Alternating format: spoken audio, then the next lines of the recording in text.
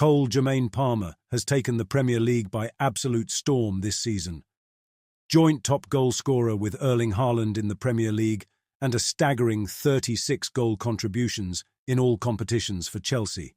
The 21-year-old who left Manchester City in the summer for more game time and has proven to be one of the deadliest attackers in European football. Despite being criticised for being too arrogant, cocky and potentially overconfident, there is no doubt that despite being young, Palmer has handled the pressure in many crucial moments, such as his late penalty against his former club. It's been these situations and his shuddering celebration that has caused him to be nicknamed Cold Palmer by social media and fellow players such as Noni Madueke. Pep Guardiola has signed a plethora of world-class players across his managerial career, as well as developing homegrown talent such as Phil Foden, who played alongside Palmer in the City youth setup as well as England U21 and U18. But it's difficult to see Pep not regretting his decision to let Palmer go, especially due to Man City missing out on an incredibly high output and shot-efficient wide player, which they haven't seen under Pep since players such as Riyad Mahrez and Leroy Sané. It's no secret that Palmer has been Chelsea's saver this season and their go-to man, so much so that he has scored 34% of Chelsea's goals in the Premier League so far this season alone. Despite Palmer's success, it's still been a dire season for Chelsea fans as they currently sit 9th in the Premier League table, making it even scarier for Blues fans to imagine where they would be in the table without their main man. Chelsea's downfall has been well documented by the media and fans since the departure of owner Roman Abramovich in May 2022 after a 19-year tenure at the club, which had periods of great prosperity for the London club, including Premier League titles and a Champions League win, whilst enjoying many incredible players and managers such as Mourinho, John Terry, Frank Lampard, Didier Drogba, and Eden Hazard. But the change in ownership and its impact became very apparent very quickly as the consortium Blue Co., led by American Todd Boehly, bought the club for $425 billion.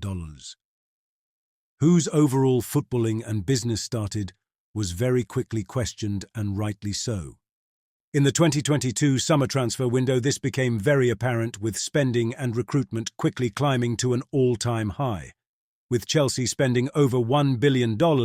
since with many of the players not fitting the club and being quickly moved on, such as Kalidou Koulibaly, or simply just not featuring due to the sheer amount of players being rough in.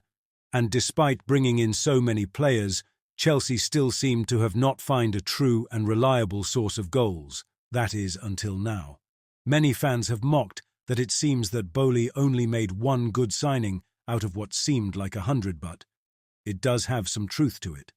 Cole Palmer has been remarkably better than almost every other player that has come into a rocky Chelsea setup, which is a credit to him, especially for such a young player.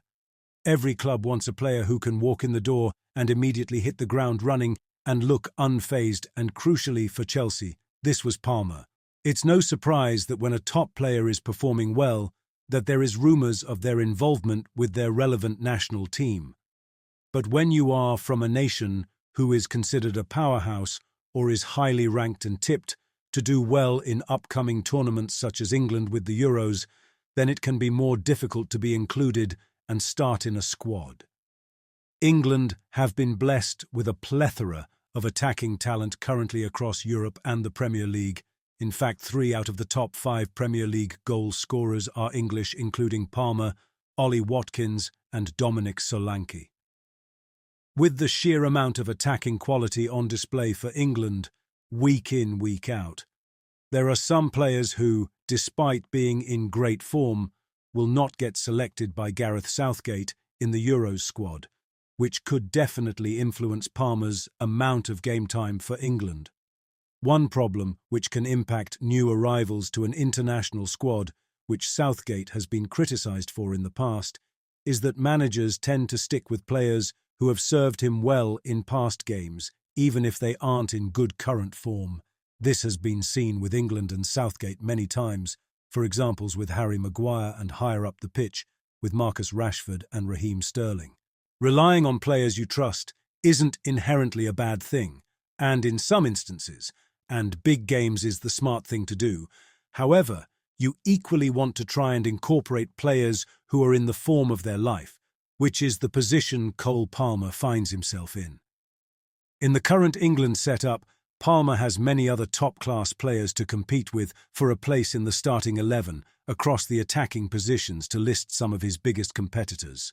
Bukayo Saka, Phil Foden, Jarrod Bowen and Jude Bellingham, specifically in the attacking midfielder and right-winger positions, which is where Palmer has flourished at this season for Chelsea by cutting inside onto his left foot or by finding space in tight areas to get a shot off. Although many fans currently feel that the likelihood of Palmer starting for England this Euros, especially in the so-called bigger games, many think that he will still be involved with the squad and likely to play an important role off the bench. As the end of the season nears, Palmer will be keen to keep on scoring in Chelsea's remaining games in the current close battle for the Premier League Golden Boot, which could involve more incidents like the one seen during Chelsea's 6-0 victory over Everton, where Palmer was seen arguing with fellow players over taking a penalty. However, it has been argued that it's this characteristic which has made Palmer such a ruthless player this season. If Palmer was to win this season's Golden Boot, overruling the Norwegian robot of Erling Haaland, he would become the 10th English player to do so, and the second youngest, only bettered by Michael Owen in 1997-98 and 1998-99, although on both these occasions the honour was shared. Whether Cole Palmer wins the Golden Boot or not, most logical football fans have acknowledged that whoever oversees Chelsea next season must build the team around Cole Palmer to improve their Premier League positions, which have been well below par in the last couple of years. Whether this is with Mauricio Pochettino or not, otherwise, in the coming seasons, Palmer may simply move on to a team with greater ambition of winning major silverware, just as Declan Rice and Jude Bellingham have done.